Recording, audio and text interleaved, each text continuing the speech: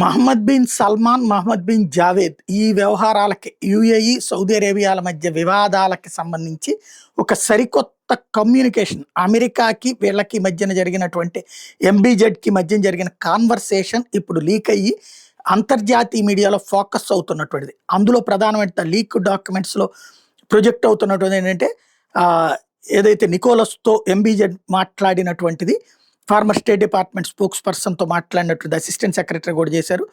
Emirates అనేటటువంటిది ఎమిరేట్స్ని దెబ్బతీయడానికి కుట్ర జరుగుతోంది అన్నటువంటి విషయాన్ని చెప్పుకొచ్చారు. అలాగే దుబాయ్ మిలిటరీ అన్నటువంటిది 80% మత ప్రాతిపదికనే నడుస్తోంది, మతపరంగానే ఉండాలని కోరుకుంటోంది, స్వేచ్ఛాయుత వాతావరణం కోరట్లేదు అన్నటువంటి పాయింట్ని ఇక్కడ చెప్పుకొచ్చారని. అలాగే ఇజ్రాయెల్ని శత్రువుగా మేము భావించట్లేదు అన్నటువంటి విషయం అమెరికాకి చెప్పుకొచ్చారు అన్నటువంటి విషయం కూడా ఇప్పుడు బయటకు వచ్చింది.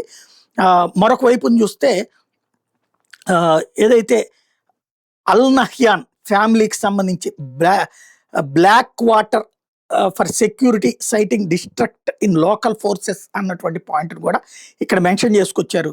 యుఏఈ అనేటటువంటి వ్యవహారాలకు సంబంధించి వీళ్ళిద్దరి కాన్వర్సేషన్ ఎట్లా లీక్ అయిందంటే సౌదీ అరేబియాకి అమెరికాని ఇచ్చి ఉండాలి, లేదంటే కనుక సౌదీ అరేబియానే ఏమన్నా ట్రాప్ చేస్తూ ఉండాలి.